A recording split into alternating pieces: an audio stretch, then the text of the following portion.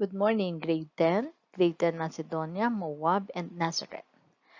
Cocktails or mixed blend is a combination of a main spirit and juice or another wine with other juices, or garnishing and ingredients like seasonings plus sauce. In a cocktail, you can mix main spirits like rum, beer, gin, vodka, tequila, brandy, and whiskey. So at the end of this lesson, you are expected to have gained the following competencies. 1.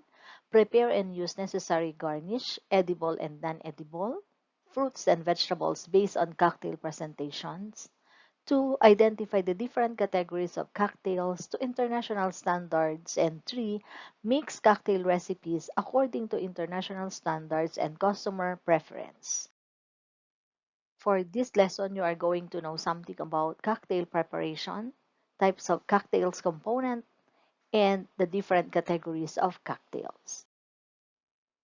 Cocktails are prepared in many different ways, like using a shaker, directly in a glass, using distinct components and serving them in varied temperatures, either alcohol-free cocktails or cocktails with alcohol.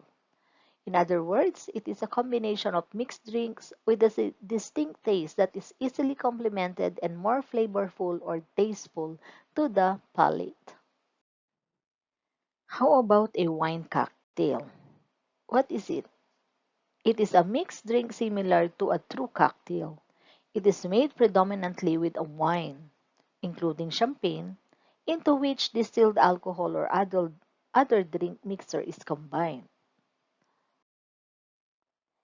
Mixed drinks or cocktails are preferred for the several reasons. One of those reasons is that the main drink is not as expensive. Another is for socialization. It is easier and fun to prepare.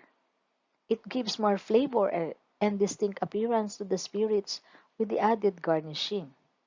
It gives a kick to the main spirit.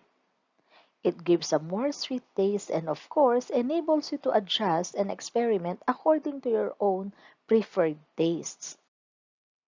If you're interested in the cocktail preparation, you have to prepare basic things which are needed when mixing cocktails, such as mixing glass, shaker, stirring spoon, wine glass or tall glass, strainer, jigger, which is used for measuring wines, and of course, a knife for garnishing fruits. It is an advantage if you can provide yourself with a bar spoon, a fine strainer, a julep strainer, a muddler, or some kinds of cocktail shaker like Boston shaker and a three-piece shaker. So let us remember that cocktails can be prepared in many different ways. We can use a shaker, or it can be prepared directly in a glass, or we can use different components and serve them in varied or different temperatures. So if it contains an alcohol, it is called a cocktail. But if it is an alcohol-free drink, it is a mocktail. There are different types of cocktails. So let us begin with cobblers. This is a low alcohol content drink, and it is accompanied by chopped fruit and served with a straw or a spoon. Cobblers are a refreshing cocktail directly prepared in a glass without a shake and with crushed ice. Collins cocktails are made with hard liquor, lemon juice, soda, and sugar. Sometimes the schnapps is substituted by a vodka, gin, whiskey, rum, or tequila. So Collins are served with lots of ice, sugar, lemon, and soda, making it an ideal summer cocktail.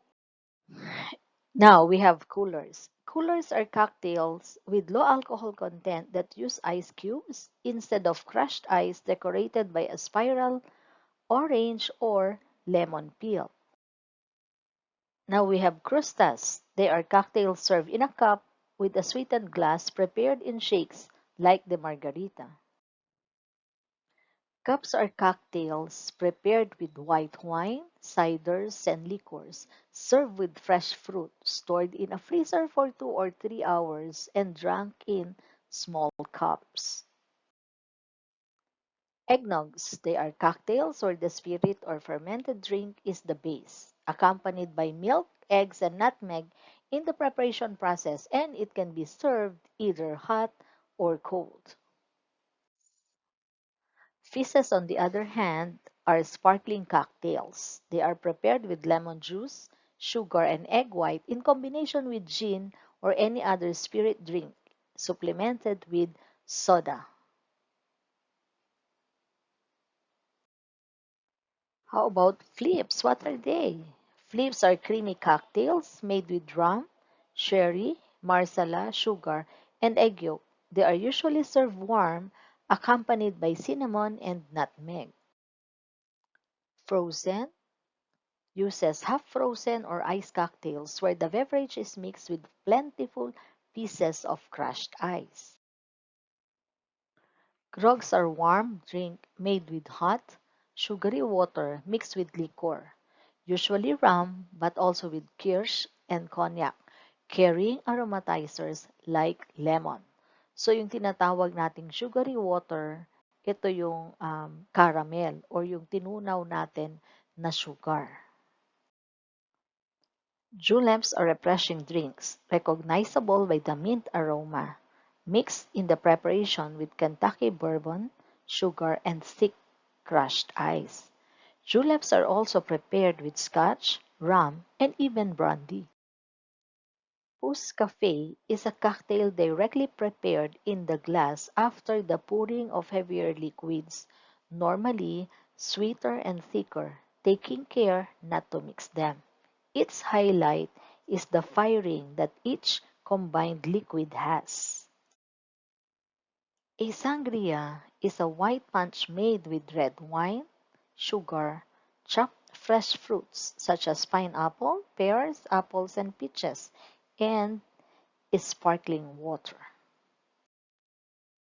Sours are cocktails made with plenty of lemon and sugar mixed with bourbon or other whiskey.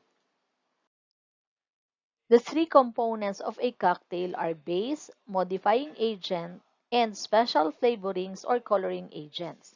A base is the principal ingredient or single spirit that constitute about 75% or more of the total volume before ice is added. Examples are whiskey, gin, and rum. A modifying agent is the secondary ingredient that adds character, it softens the alcohol, and enhances the flavor. Examples are vermouth, amaro, bitters, fruit juices, egg, and cream. For the special flavorings or coloring agents, these are ingredients which are used sparingly to impart special qualities like liqueur or special syrup in place of sugar. Examples are chartreuse, grenadine syrup, and curacao.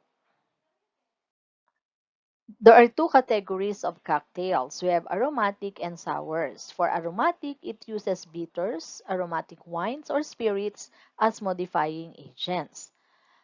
Whereas a sour or sours uses fruit juice and sugar as modifying agents with a recommended ratio of 8:2:1, which means 8 parts spirit to 2 parts sour to 1 part sugar, or as an example, we have 2 ounce to 0.5 ounce to 0.25 ounce.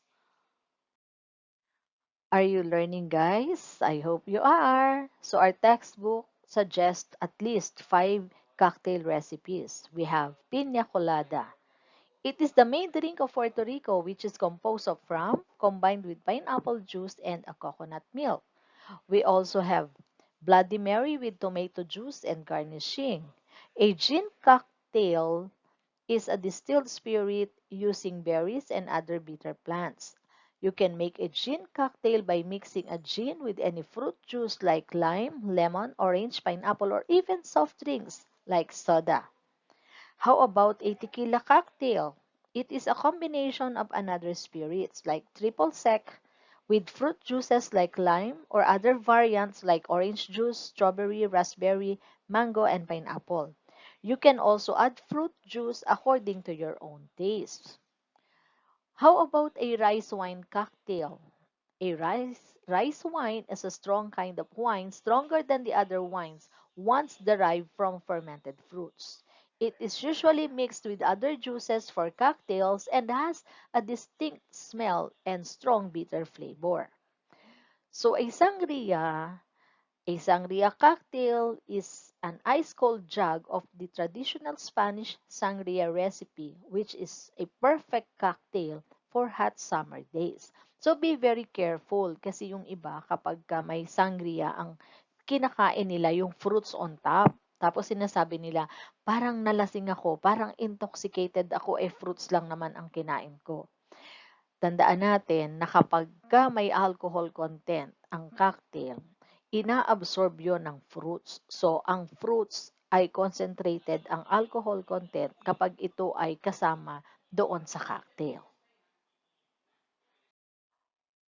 So, to summarize, the different types of cocktails are cobblers, collins, coolers, crustas, cups, eggnogs, fizzes, flips, frozen, grogs, Juleps, Push Cafe, Sangria, and Sours. So in the end, I would like to read a verse from the book of Proverbs, chapter 17, verse 22, and it says, "A cheerful heart is good medicine, but a crushed spirit dries up the bones."